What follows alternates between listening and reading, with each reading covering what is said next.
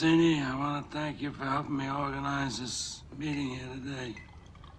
And also the other heads of the 5 families, New York, New Jersey. Carmine Cuneo from the Bronx, and Brooklyn, Philip Italian. From Staten Island, we have with us Victor Strachey and all the other associates that came as far as from California, Kansas City, and all the other territories of the country. Thank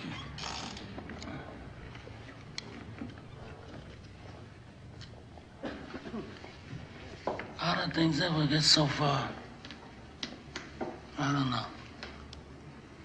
It was so unfortunate, so unnecessary. Talia lost a son. I lost a son. We're quits. And if Talia agrees, then I'm willing to let things go on the way they were before. We are all grateful to Don Corleone for calling this meeting. We all know him as a man of his word. A modest man. He'll always listen to reason. Yes, Don Barzini. He's too modest. He had all the judges and politicians in his pocket. He refused to share them. When did I ever refuse an accommodation? All of you know me here.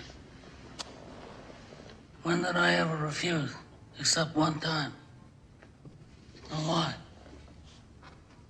Because I believe this drug business is going to destroy us in the years to come. I mean, it's not like gambling or liquor, even women, which is something that most people want nowadays and is forbidden to them by the bits and avanti of the church. Even the police departments that have helped us in the past with gambling and other things are going to refuse to help us when it comes to narcotics. And I believed that then, and I believe that now. Times have changed. It's not like the old days where we can do anything we want. A refusal is not the act of a friend. If Don Corleone had all the judges and the politicians in New York, then he must share them. All he loved is use them. He must let us draw the water from the well. Certainly he can present a bill for such services. After all, we are not communists. I also don't believe in drugs.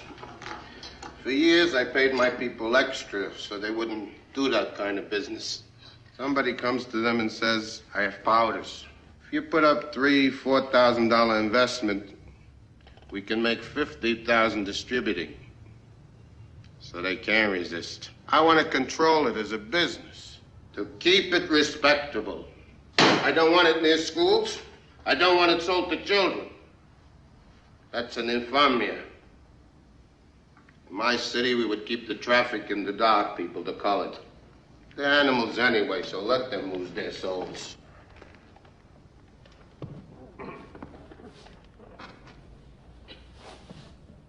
I hope that we could come here and reason together. And as a reasonable man, I'm willing to do whatever's necessary to find a peaceful solution to these problems. Then we are agreed. The traffic in drugs will be permitted, but controlled. And Don Corleone will give her protection in the East, and there will be the peace. But I must have strict assurance from Corleone.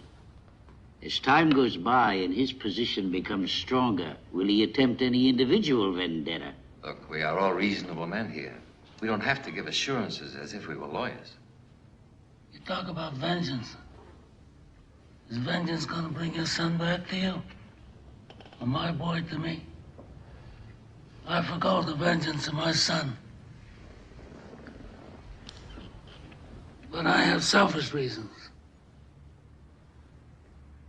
My youngest son was forced to leave this country because of this Salazzo business. All right, I have to make arrangements to bring him back here safely, clear of all these false charges. But I'm a superstitious man. And if some unlucky accident should befall him, if he should get shot in the head by a police officer, or if he should hang himself in his jail cell, or if he's struck by a bolt of lightning, then I'm going to blame some of the people in this room. And that I do not forgive. But that aside, let me say that I swear on the souls of my grandchildren that I will not be the one to break the peace we've made here today.